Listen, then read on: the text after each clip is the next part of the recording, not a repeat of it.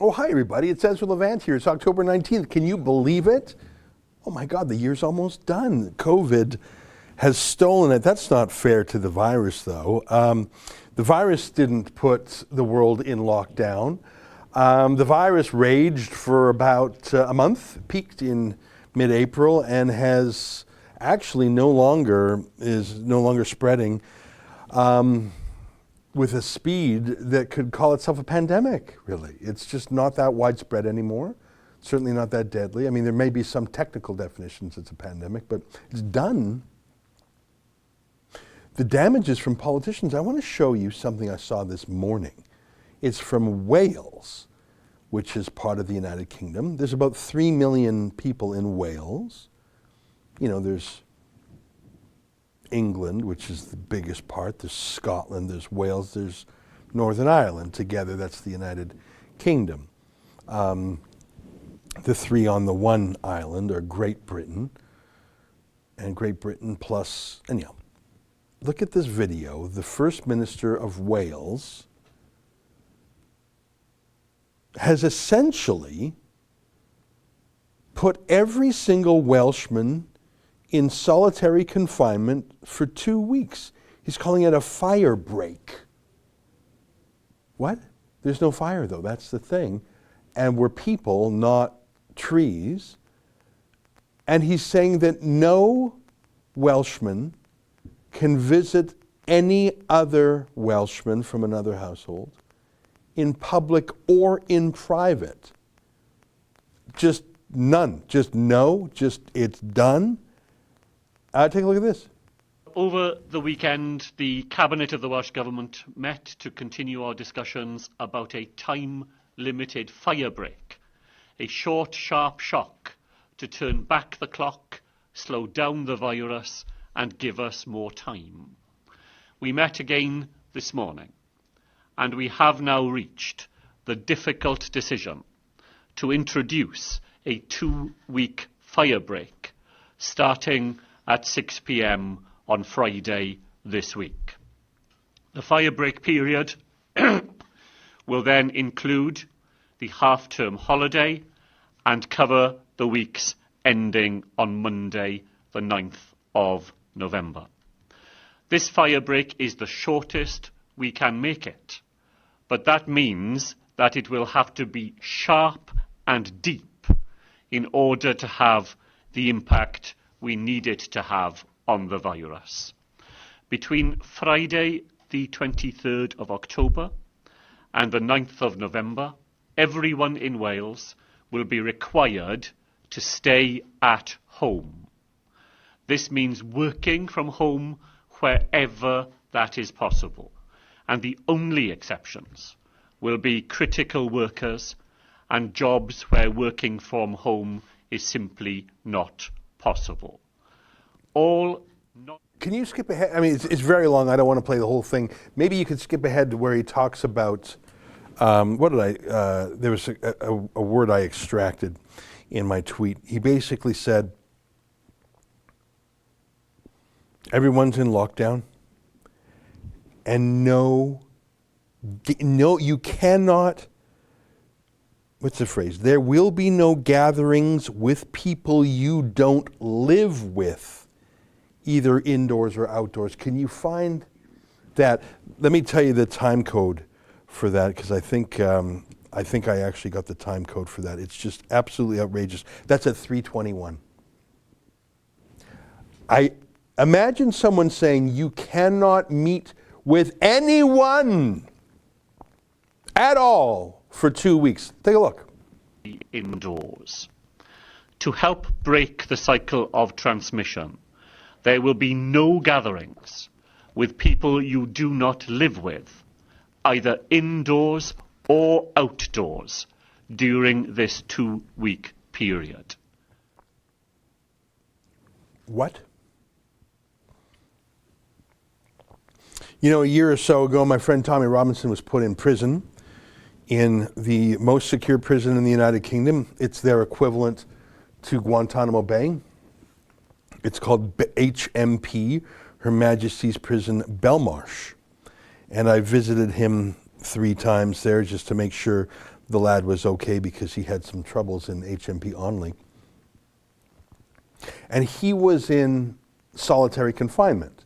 He was in a special handling unit so he wouldn't be killed by the other criminals. That's a prison where there's Muslim terrorists. Michael Adeboyejo, for example, is there. Some notorious murderers and terrorists are there, so you put Tommy in with them, he's going to be killed. So they had him in a special handling unit called the Suites. Yeah, there's me outside Belmarsh. Obviously, no cameras permitted inside. I had to take off my watch. I had to take out my keys. I had to take off my belt. I had to take off my jacket. Strangely, the only thing they do allow you to bring in, yeah, he was arrested. The only thing they do allow you to bring into prison is money, oddly enough. So I met Tommy, and he was in solitary confinement, but he still did meet the warden once a day, the nurse once a day, and the guards who would take him to, he was allowed an hour of exercise a day. The guards had to deal with him in twos. No one could ever meet with Tommy alone. That was one of the rules of this special handling unit, which I think is a good rule. That means there was always another witness. There was less likelihood there'd be shenanigans. So he was in solitary confinement for a couple of months, but he did have that daily contact I just described, and I visited him, and his family and his friends visited him. But still, when I met him, it took 15 minutes before the conversation was joined. He was like mentally in a different gear. When you are in solitary confinement, it's like a sensory deprivation. You don't talk to people, you've been talking in your mind, you've been living in your mind, and you start to go slightly mad. And I don't know what the rule is, 1 week in solitary confinement. Is that like 1 year in regular jail? I don't know. But the reason I tell you that 5-minute anecdote of visiting Tommy in Belmarsh prison is that that's what you do to a convicted criminal. In Tommy's case, it wasn't a crime. He was serving a sentence for civil contempt, which is outrageous in itself. But my point is, even criminals are not deprived of social intercourse. Even murderers and terrorists are not deprived of human contact for a day, let alone a week, let alone 2 weeks. And if they are, it's after a trial for which they were found guilty of some grave offense. And solitary confinement is what you do to people as an extravagant punishment, because it can drive you mad.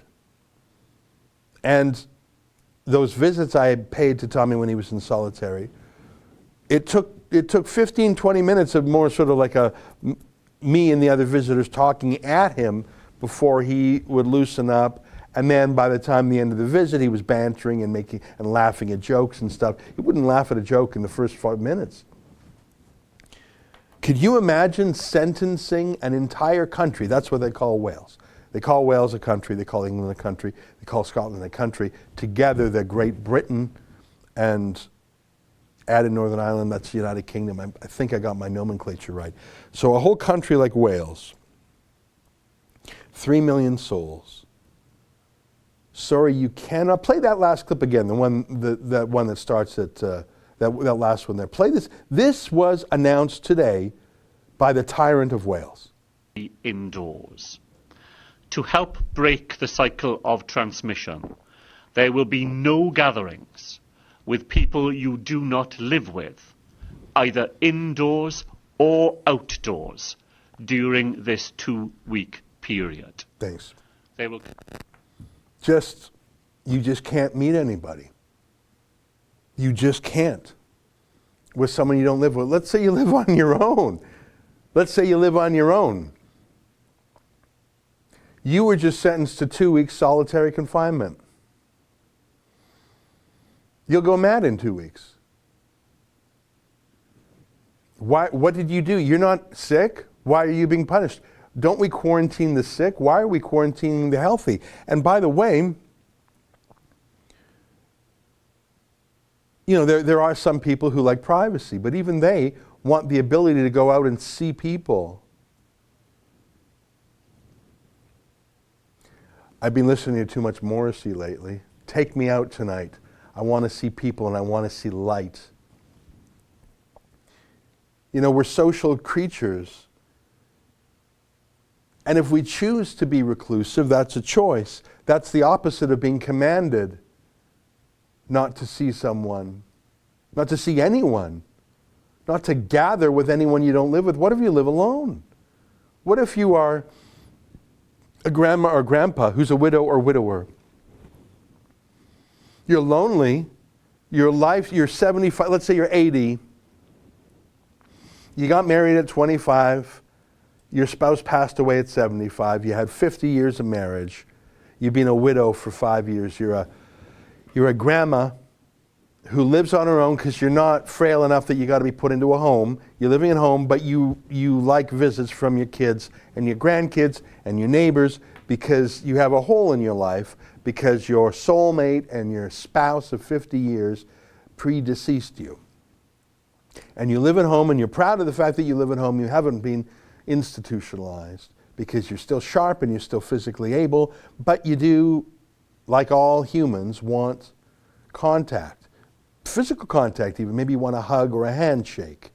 You want to talk to someone and listen to them. You want to see them.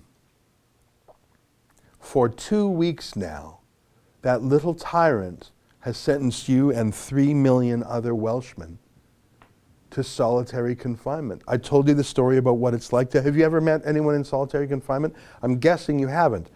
I had not. It's very unusual to visit someone in solitary confinement, isn't it? I mean, how many regular prisoners are put in solitary confinement? I doubt it's even 1%. Maybe it's 1/10 of 1% of prisoners. And only briefly, it's a punishment. Throw them in the hole, Maybe that's, if you get into a fight in prison, how do you punish someone who's already in prison? You throw them in the hole. I mean, someone serving life in prison for terrorism, what are you going to give them? Life in prison plus 3 months because they stab a guy? No, you throw them in the hole to punish them. But you don't do that for weeks and weeks and weeks. You do that for a day or two, and they come out and they're shell-shocked, and maybe they don't do that again. I'm telling you, I visited a guy who was in solitary confinement, I think it was 55 days. Now, he had visitors twice a week. I visited him several times, and he had people checking up on him daily. So even Tommy had visitors, like myself and his family. And I say again, the doctor checked on him. The doctor or nurse checked on him once a day. He was escorted to his exercise for an hour once a day. He did have some interaction with the guards, who he told me were nice enough. You just saw the First Minister of Wales sentence 3 million Welshmen to nothing, to sensory deprivation.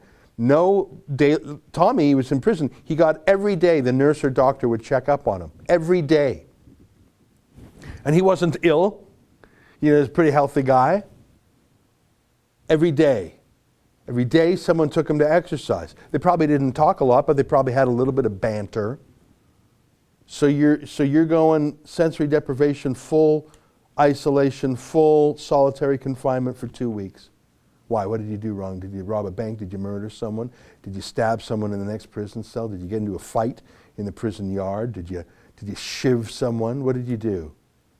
No, you just made the mistake of living in Wales and thinking that you were in the United Kingdom of the Magna Carta, and a man's home is his castle. Semane's case. We've read that before, haven't we? Your home is your castle. Well, here's a little tyrant. Not even the king can come into your home without a warrant. Not even the king or the queen. Isn't that an amazing law? The tyrant cannot overcome and you may live in a squalid little shanty. You may live in a rented basement room with no windows.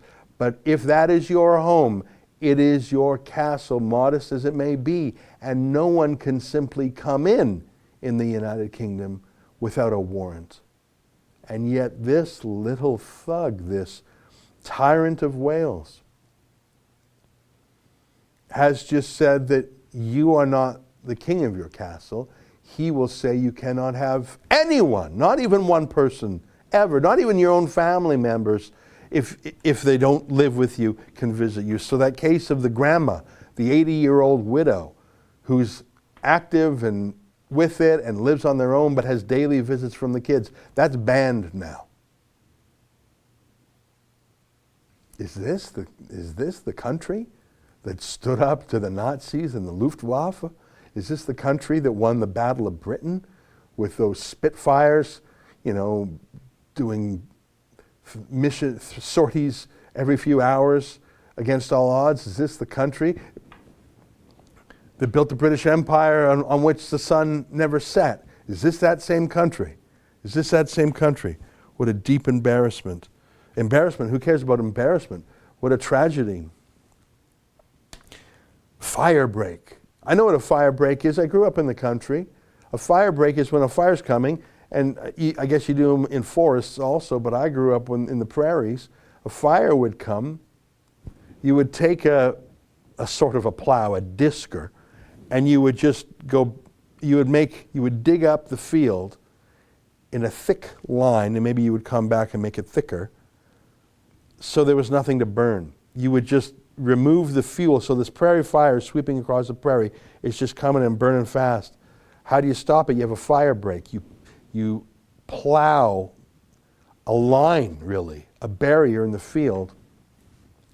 I would imagine it's a lot harder to do it in a forest in real time, but I saw it with my own eyes in real time when there were fires in the prairie.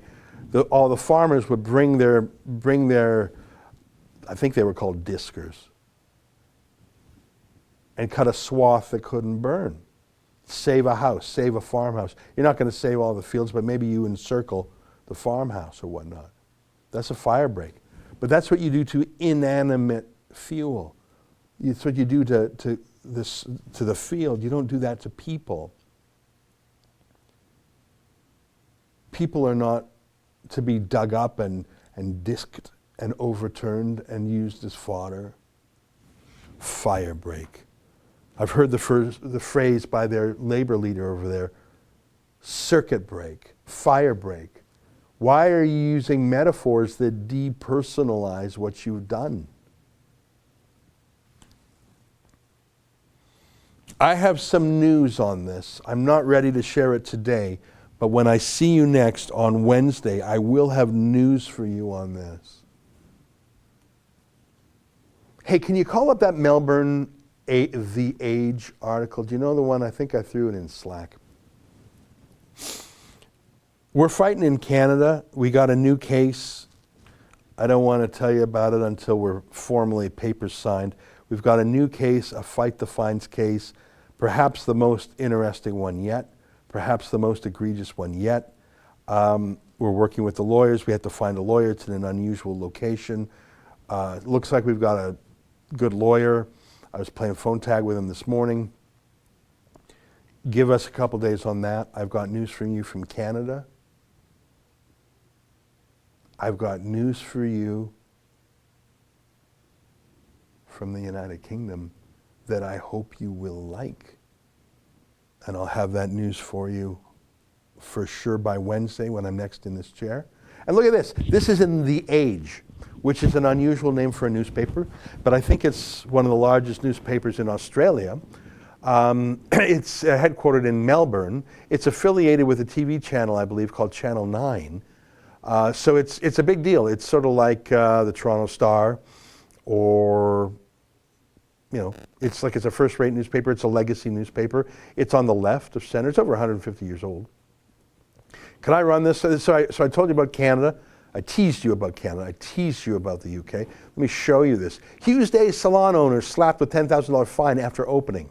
A couple running a salon and barber in Melbourne's southeast say they have crowdfunded financial backing to fight a $10,000 fine for opening their businesses on Saturday against stage 4 lockdown rules. In the second prominent example this week, Adam and Weave Barber and Salon in Hughesdale opened its doors to customers for haircuts on Saturday morning, with the owners citing financial ruin if they were to remain closed any longer. And look at that lovely lady there. That's one of the salon owners there. Police were waiting outside Jomana Najem and Roji Alhalak's business at 8:30 a.m. on Saturday morning after Miss Najem spoke about her intention to open her business this weekend in media reports published on Friday. What media reports were those? She told The Age her husband, a recently arrived immigrant from Syria, made the decision to open after being interviewed by right-wing media site Rebel News earlier in the week. Oh. Mr. Jen said that at least 6 customers received a haircut before police threatened her with arrest. Arrest! Is she back in Syria or something? And issued her a fine for $9,913, with the salon closing by 11 a.m. Police say at least one other person was arrested and fined at the scene, but it's unclear whether that person was a customer. Scroll down just a little bit more. I'm not going to read every word here, but there's reference to the. Can you scroll up, go up a bit? I just want to catch the rebel mentions. Let me just. Miss Najem said the nearly $10,000 fine was not a major concern for her, stating she had commitment for crowdfunded financial backing for the cost of challenging the fine in court, but would not name which groups or individuals would be paying her fine. I wonder who that is. At least one person who went to the salon on Saturday morning was holding a Save Victoria banner, the slogan for another crowdfunding campaign by Rebel News. I wonder who's helping. The salon owner stated that she had no personal relationship with the found of Rebel News, who is running crowdfunding campaigns for a variety of anti-lockdown legal challenges, including a Supreme Court challenge. Scroll down a little bit. So there's some pictures. It comes after a Defiant Berwick retailer earlier this week vowed to trade indefinitely, despite facing a fine of almost $10,000 after throwing his news menswear store on Wednesday. Harry Hutchinson said he was fed up with the state government, Harry's clothing. Mr. Hutchinson also featured in video reports by Rebel News. I haven't heard the word Rebel News spoken so frequently down under in memory. I want to let you know, can you throw the B-roll of Harry up on screen? I want to say that I shouldn't be surprised that a guy who runs a clothing store is so impeccably dressed. I suppose that's like a fat chef. If you've got a really, really thin chef, I don't know about you, but I'm thinking, what's the problem here? Is there a problem? You're a thin chef. That's like, a pilot who's afraid of heights or something. So that's Harry on the right there. And you can't quite see it here on the side view. He's got fashionable glasses, fashionable haircut, nice jacket. I think you can see a pocket. Look at that. His shirt, I think he's got a vest under there, 3-piece vest under there. And then I just want to show you how cool this guy is. Maybe there's a shot of him on the front. Yeah, I think he's got a vest under there. You see that? Now there's Avi, who won't be outdone fast. He's got his flamingo shirt on. I thought those were PJs. When he came on our staff conference call with those, I said, what are you doing wearing your pajamas? Now, can you go to the other vid, the one with the hair salon? Because it is true that the hair salon folks say, we saw Harry say we're going to open the store anyway, so we were inspired. So Avi went back to Harry to say, Harry, what do you think of that? This hair salon said you were the inspiration for them opening, and I just got to show you what Harry was wearing.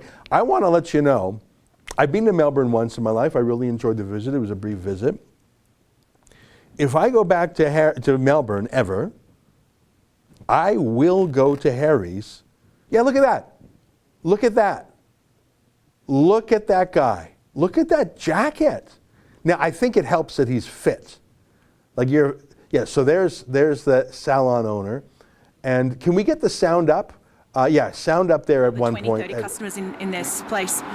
So Harry's inspired you guys to do this? Absolutely, yeah.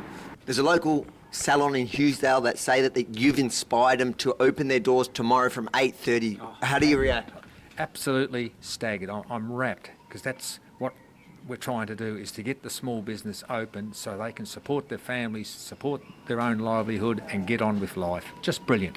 Roger is new to Australia. He's on a temporary... I don't know exactly what he said there. Absolutely staggered. Oh, I'm wrapped. That's brilliant. First of all, it's a terrible accent. I apologize. I don't even know what some of those words were, but that's how an Australian expresses delight. And I want to say, Harry Hutchinson, hold the fort, mate, because the reinforcements are coming, and if I ever have the good pleasure of being back in Melbourne, I will go there. So make sure you got some XXL sizes. I don't think I would look, I think some clothes only look good on a thin guy. That pink jacket might be one of them. I think it would be too spherical on me.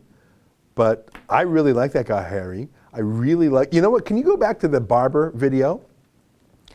And Avi, you gotta admit Avi is just quite a character. So he does this heavy, heavy report. And then he just, out of the blue, he just throws in, what was this terrible movie about an Israeli barber featuring, what's the name of that terrible actor? He was what? Don't Fight the Zohan or something. No, it's not Ben Stiller. It's the guy who was in Uncut Gems. Adam Sandler. Adam Sandler has had some terrible movies. And the Zohan about an Israeli barber was one of them. I don't think anyone even knows that movie other than Avi. No one else watched it. He mentioned that to the Syrian barber. Syrian barber didn't know what he was talking about. Avi made a joke about war or something. It didn't go over well. But look at this last joke right at the end of the video. So Avi just did this whole interview with this husband and wife who are clearly in distress, and Avi's trying to do a serious report, but he can't help himself because he's a kidder. He's a jokester. It's like a coda. It's near the end where Avi sits in the barber's chair. And this is a guy who's just facing a $10,000 fine, being shut down, being bankrupted. Avi's helping him, but Avi is just a jokester. So look at this. This is how he ends the video. It's about to end with or without Daniel Andrews. Avi Yemeni here for Rebel News. So is there any, you can fix this? Brother, I cannot promise miracle. Brother, I cannot promise a miracle. That's funny. He is cheeky. You know what? There's a phrase, I learned a phrase in Australia. I think I'm getting this right. Can you Google it? Larrikin. Can you try and spell that? I had never heard that word before. But Larrikin or something. Just throw the definition up on the screen there. It's a mischievous troublemaker, a larrikin. A person who acts with apparently careless disregard for social or political conventions. A person who is unsophisticated but likable and good-hearted. A rough diamond, a joker. This well-known Australian term is recorded from the 1890s. But originally the term was quite pejorative. Huh. Yeah, a larrikin. So like a jokester, like someone who's always just doing little pranks. Yeah, click on that first one there, that Wikipedia one. Larrikin, an Australian English term, meaning, oh yeah, what's that picture there on the right? Can you zoom in that? That's a larrikin. So he's, all right, you can't really tell anything other than he's sort of, yeah, you can't tell anything by that picture. But you can see that word goes back at least 135 years. Larrikin's an Australian English term meaning a mischievous young person, an uncomfortable, rowdy but good-hearted. Is Avi rowdy but good-hearted? A person who acts with apparent disregard for social political conventions. In the 19th and early 20th centuries, the term generally meant a lout, a hoodlum, or a young urban rough, or hooligan meanings, which became obsolete. Now it's just the friendly. Yeah, so click on affectionate colloquial usage. Do you see that there? In the table of contents there. Affectionate colloquial, yeah.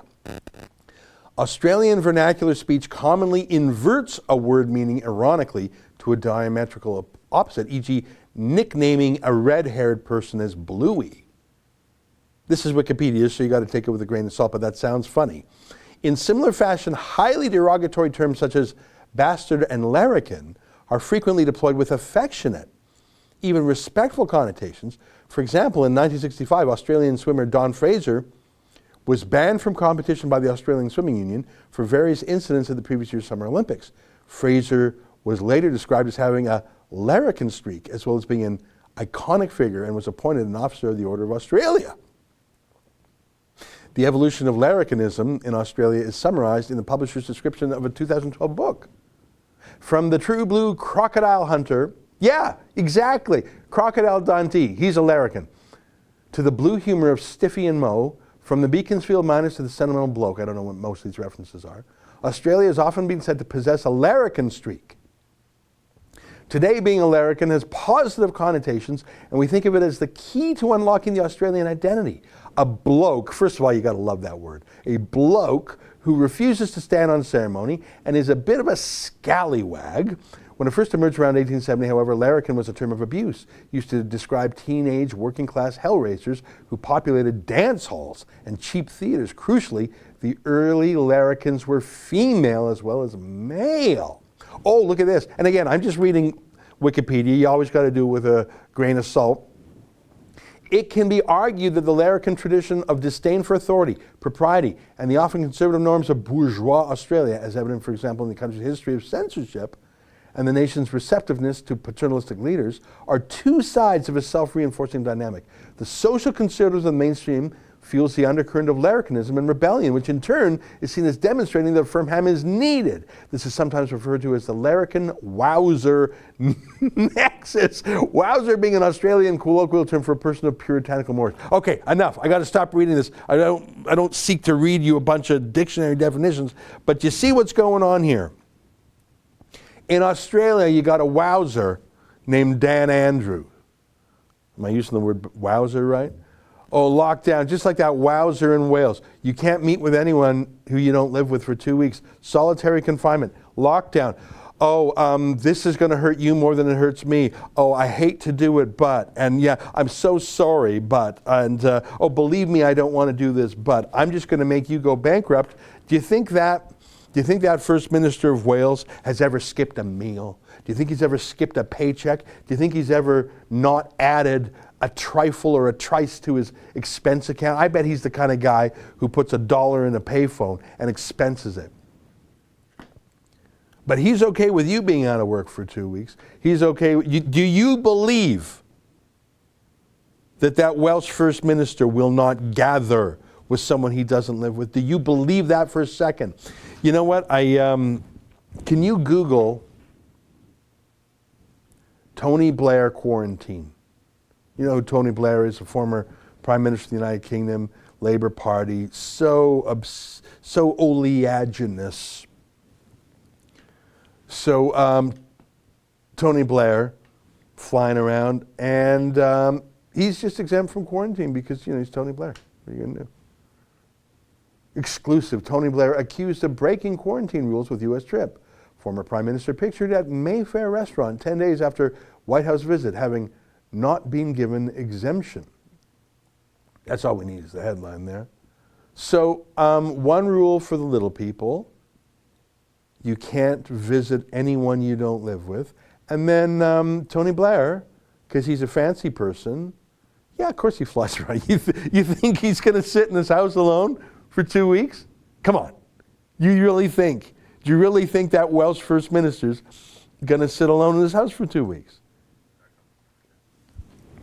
All right, I'm reminded that we're trying to do some business here. One of the things we do is we call them super chats. So I was just clearing my throat for 34 minutes. I took one deep breath, and then I just spoke for 34 minutes. Okay, now that I have your attention, let's do the show. Everybody ready? Everybody ready? Thank you. Thank you, Justin, for finding these clips on the go. So what do? Every Monday, Wednesday, Friday, I'm here. Sheila Gunn-Reid and David Menzies here Tuesday, Thursday. And one of the things we do is we do super chats. What's that? This is a live stream. You see in the window next to that, the chat, you can give us your point of view. If you want your chat to be super, and really who wouldn't, chip in a few dollars of any currency, and it makes your comment highlighted. I do see them out of the corner of my eye, but as you can see, I talk a bit. So Justin keeps track of them, and he makes sure I respond to them, and we get 70% of that cash. YouTube grabs 30%, but they do let us keep the rest, so it's an important source of revenue for us, given the great demonetization. And I was reminded by Yankee to encourage people to like and share. You can do that right now. You can click that like thumbs up on the YouTubes right now, and you can share it right now too, you know. So these are ways you can participate. So for example, Mark Cougar chips in $20. Thank you, Ezra, for everything you do. 4,000 people at the protest this past Saturday. Awesome. People are waking up. I think you're referring to Toronto, and it did look quite big, and as usual, we got a ton of footage. I think we've covered the protests against the lockdowns better than anyone else has. Certainly more fair. And Drea Humphrey has done a great job of covering them out in Vancouver. And aren't you encouraged that they're protesting the pandemic lockdown in Vancouver too? Pink Phoenix Nails, $1.49. I don't see a comment there. Thank you very much. With that, I appreciate it. So yeah, go ahead with the super chats, and I will keep an eye peeled on that. And now that I had my 34-minute intro, I'm ready to pay attention. So if you're in Wales, you're not allowed to do anything, basically. Just be in prison. Just sort of stay in prison for 2 weeks. You know. Speaking of the United Kingdom, in London, look at this crazy video of a guy just going up on a church and just pulling down a cross. Look at this video.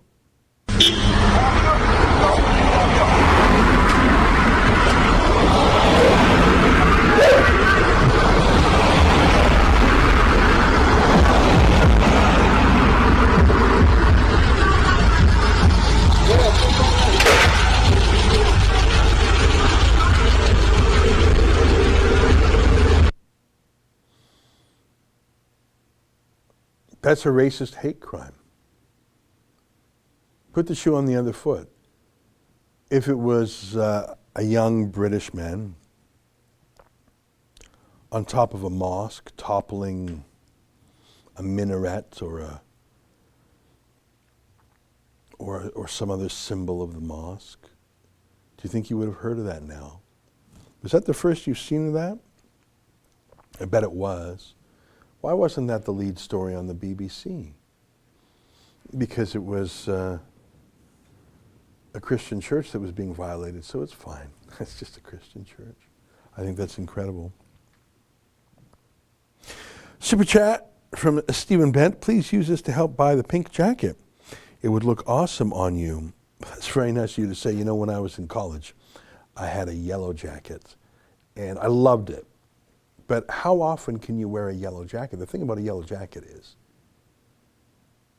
you wear it and everyone says, look at the guy in the yellow jacket. And so you can't wear that yellow jacket more than like maybe 4 times a year. Otherwise you become the yellow jacket guy. And I would make lots of Century 21 jokes. That's a real estate firm where they wear yellow jackets. The yellow jacket was one of my favorite jackets to wear, but you cannot wear that thing more than a couple times a year. A gray jacket, a blue jacket, you can wear it every day. No one even notices. When you are a man of wealth and taste like Harry Hutchison, you probably have 20 jackets, so you can choose what you want. And because you're in the business, people say, oh, pink jacket, that's cool. I think if I was wearing a pink jacket, it would be strange. And really, how often could you do it? Wolfcat Wildcat, $20. Hello from the former free country of Canada, waiting for lockdowns and the camps. You know, I got to go a little bit deeper on that story because it's a conspiracy theory until it isn't. And if you follow the Government of Canada's procurement page, where they have requests for proposals to meet government requirements, they have asked for bids for quarantine camps around the country. In fact, Randy Hillier had a question in Ontario's provincial parliament about that. Also strange things like 36,000 units of tear gas or something. What's that for? 37 million syringes for a vaccine. That's one for every Canadian. Is it going to be mandatory vaccines? And if you don't taking me to go to one of these quarantine camps. That's what they did in New Zealand. I see that New Zealand's Prime Minister won a re-election over the weekend and won it quite decisively. I think that country deserves what it gets, and it's going to get it good and hard. All right, let me get back to the list here. Justin prepares a list of videos and things I've been yapping about, and I sometimes follow it. I sometimes talk about other things.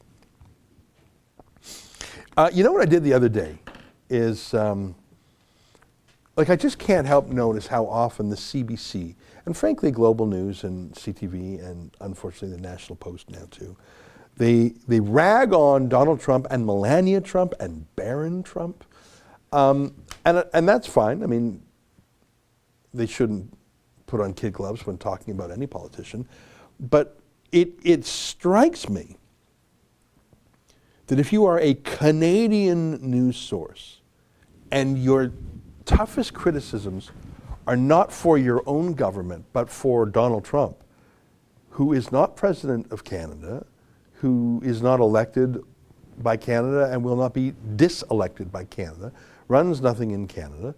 He's of great interest to everyone in the world, of course, but if you are criticizing and disparaging and mocking Trump more frequently and more vigorously than you're doing the same to politicians of any stripe who rule us here in Canada, something's wrong. So here's an example. And you'll note the date on this, and I'll explain in a minute. But click on the underlying tweet there. So this is from This Hour's 22 Minutes, which is a government comedians at the CBC state broadcaster. Donald Trump calls Justin Trudeau two-faced. And Melania is super into both of them. Oh, yeah. So I can't remember what I wrote in reply. I said, real journalists speak truth to power, I think. Real comedians mock power, I think so. But the government comedians at Trudeau's CBC state broadcaster are servile towards power. It's cringeworthy to watch. And just to be clear what I mean there, they serve Justin Trudeau. They attacked Donald Trump. And what I did is, and I think I had a few tweets about, yeah, there's another one there. So click on the other underlying one. A new video has emerged of Melania Trump refusing to hold her husband's hand. Now there's one person who must be enjoying social distancing. Do you see what I did there? Melania wasn't holding Trump's hand. I said social distancing. Do you see what I did there, guys? So that's some government comedy from the CBC state broadcaster. And I said, research project for you government boys at the state broadcaster's comedy department. Just spitballing here. When was the last time Sophie Trudeau held Justin's hand? When was the last time she wore her wedding ring? Let me help you out. They've been living apart for almost a year now. But mentioning that would be a lot tougher for the state broadcaster than mentioning Melania. Hey, go up to search Twitter. You know how to do that? Go to search Twitter and do from : and you can do it. We can watch while you're doing it. So just go to the Twitter page here, and here's something that I find revealing. This is actually what I did the other day. I saw them ragging on Melania. So if you just type from and then 22_minutes, I don't even think you need the at there. And then just space Melania. And then sort by latest. So what this does is this is showing you every time the 22 minutes account has referred to Melania. And scroll down a bit. Like just whoa, again and again and again and again and again and again and again and again and again and again. Again and again and again and again and again and again. They just won't stop talking about Melania Trump. Now do that and put the word Sophie Trudeau in quotes. Sophie space Trudeau in quotes, yeah. Oh, huh, that's funny. Now maybe just do Sophie. Yeah, just delete the Trudeau part. So maybe they don't call her Trudeau, maybe they call her Gregoire Trudeau or something. And then click on latest.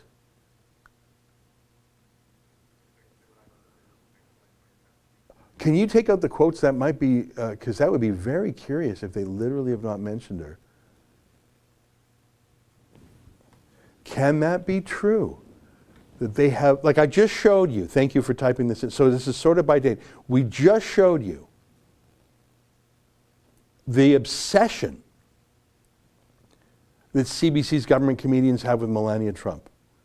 And yet there is not a word about any Sophie in 3.5 years.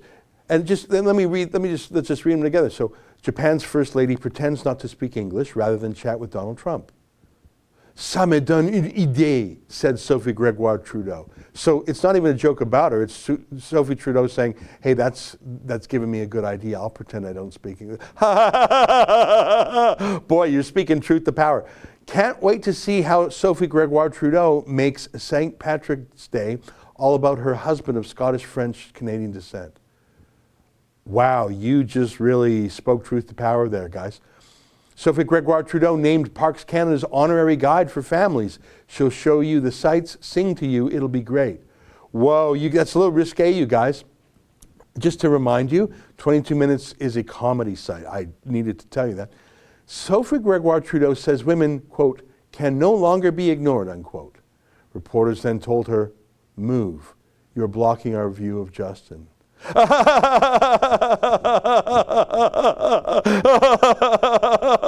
You guys are great. So now we're back in 2016. Justin Trudeau invites Prince William and Kate to bring their kids to Canada, and Sophie asks if they can bring extra nannies. Okay, that's the closest thing to chirping at Sophie because she's got 2 nannies.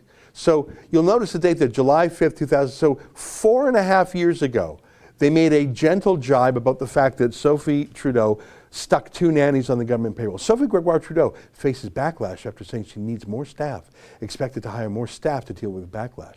All right, so 4.5 years ago, they made 2 jokes about her. All right, that's enough, thanks. So my point is, Melania Trump, who I don't think she's ever said a word about politics, easy game. They're obsessed with her. Making fun of the fact that she didn't hold Donald Trump's hand. Oh my God, I think they might be getting a divorce. No, actually, no. But I wonder if Sophie and Justin are, and I don't say that for any reason other than the fact they haven't lived together in almost a year, are very rarely seen together. And I don't know if what was that little video they did the other day? I've never seen a more awkward and stilted. You know that video of that kiss they did that looked like a brother and a sister kissing each other? I've just never seen anything like it. I guess you're not allowed to talk about that if you're working for the state broadcaster because you could get yourself in trouble.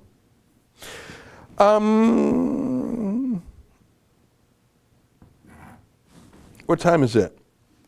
12:49. Do we have any? Oh, yeah. Let's take a look at that kiss.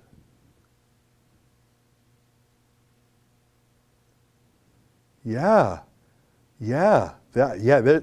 Whew, feel the fire there. There's a lot of love there. Yeah. Boy, oh boy. Have I missed any super chats? No. Okay.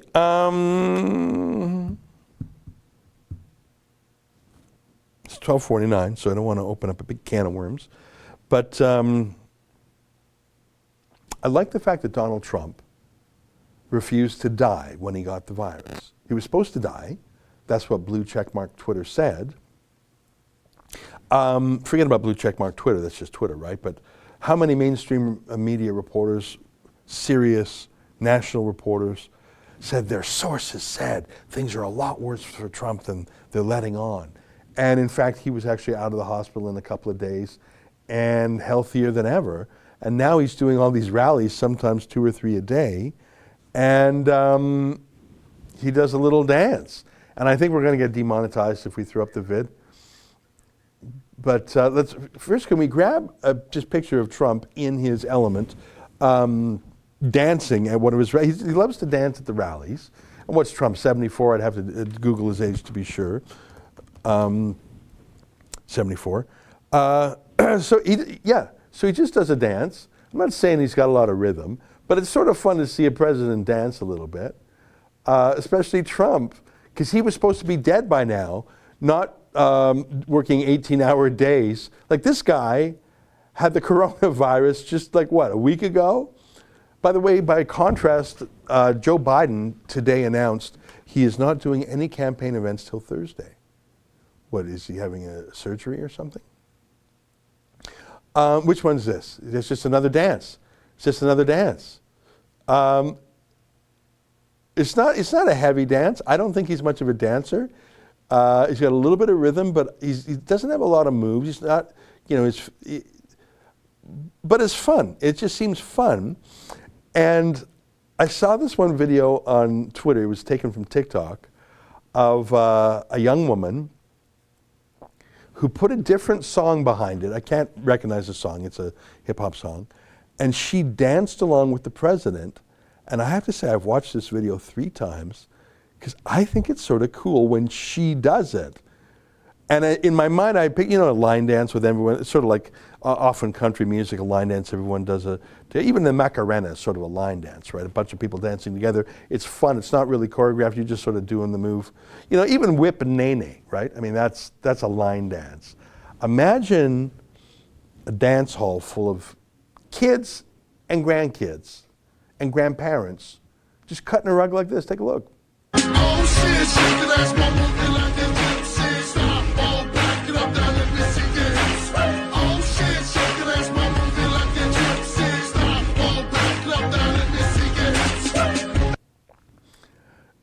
It's funny when there was a mashup. I think that was, what's it called? That Church Bells song by Coldplay, and then there was a bunch of things going on musically there. I thought it really fit. Can you play that one more time? He's funny, but when she covers it, it makes it look like it's a real dance.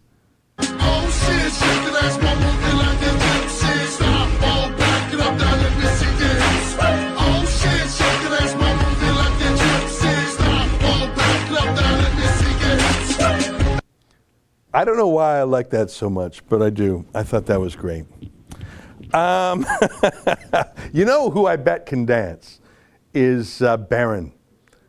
He's 7 foot tall now, so I don't know what kind of dance that would be. Like in the Lord of the Rings when the trees come alive and start walking around, when that lad starts stomping. All right, so we showed you the Trump dance. We showed you... Oh, this is Super Chats. Let's go with the Super Chats. Take a little look-see. Bill Howie, $5 to promote Dems. The debate commission just now dropped foreign policy as the debate subject, so Trump can't talk about the latest laptop China scandal. Oh, it's outrageous, this debate commission. There are some Republicans on there, but they're never Trumpers.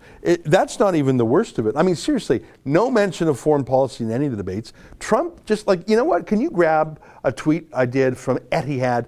It was actually Hillel Neuer's tweet, showing 2 images.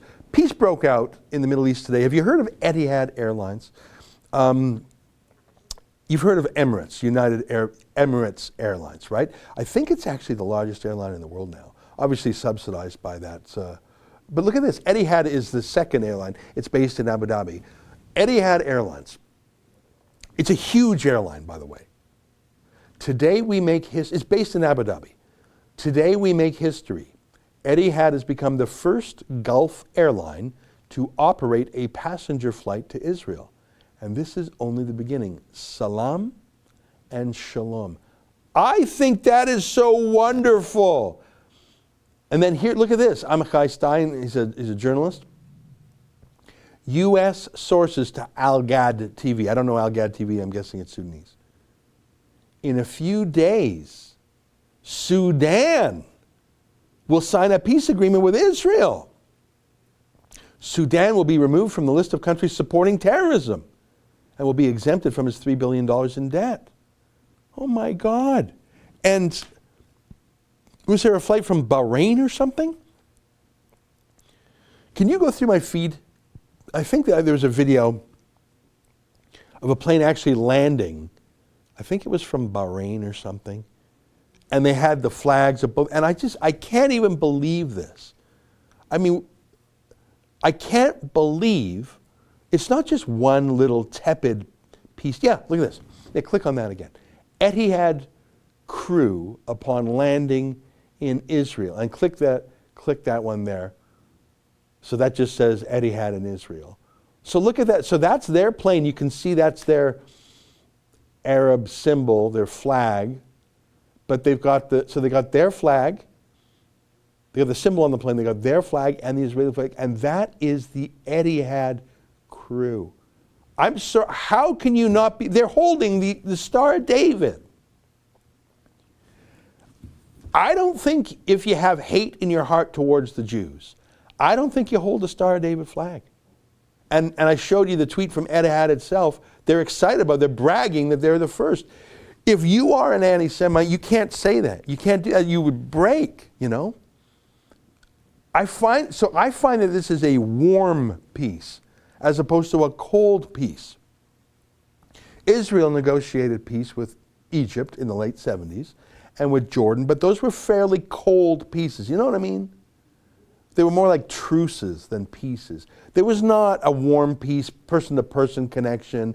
The Arab world, even Egypt, would still denounce and defame Jews. They still had anti-Semitism in the state media. They would still rail against the Zionist entity. They just weren't at war. There's a difference between being at peace and not at war. I remember once I went to Israel and the phrase they were using is not peace, but quiet.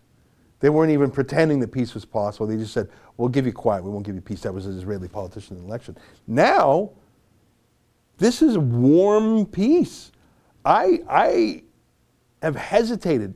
I have not been to Dubai. I have not been to the United Arab Emirates, even though that city of Dubai is incredible, and it looks fairly liberal. I've hesitated because, you know, it has been at least nominally hostile to Israel, and part of that is an anti-Semitic underlay. But this deal by Trump, they call it the Abraham Accords. Why do they call that? Because, you know, it's the three monotheistic religions that all look up to Abraham. The Muslims call him Ibrahim. So Trump, he says, look, we got this in common.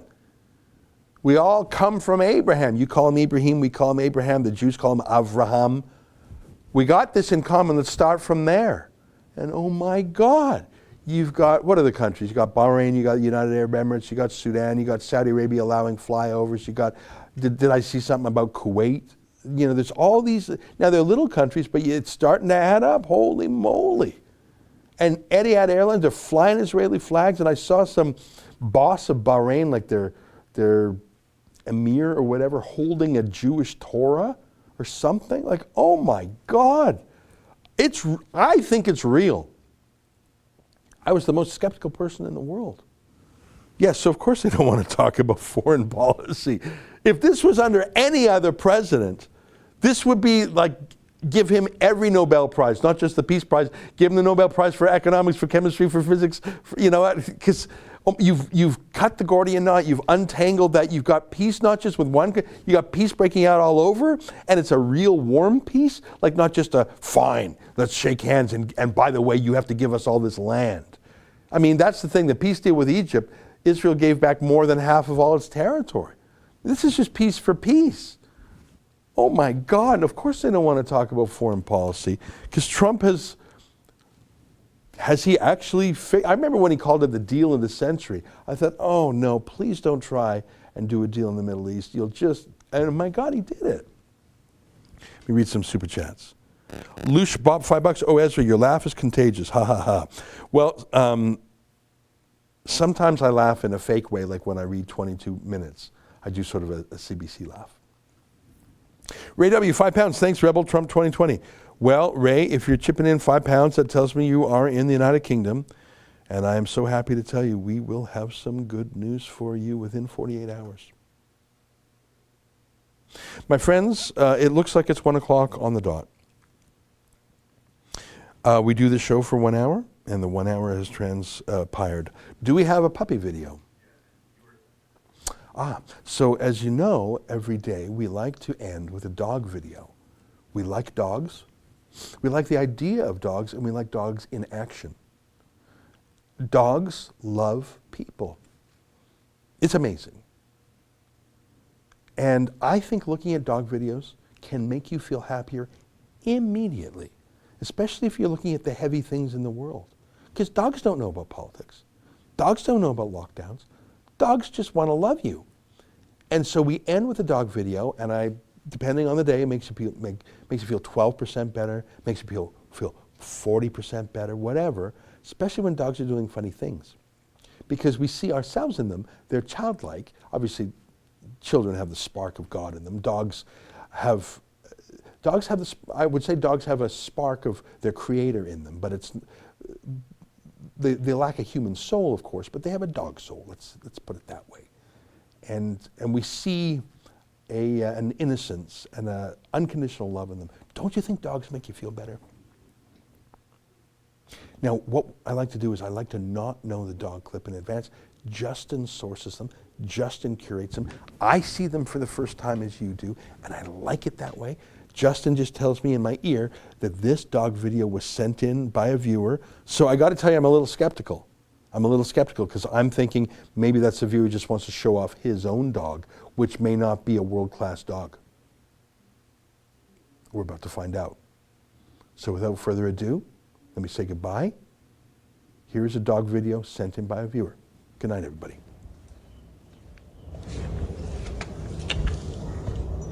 Oh, that's a good one. Hi. Hi, Papa. What you doing?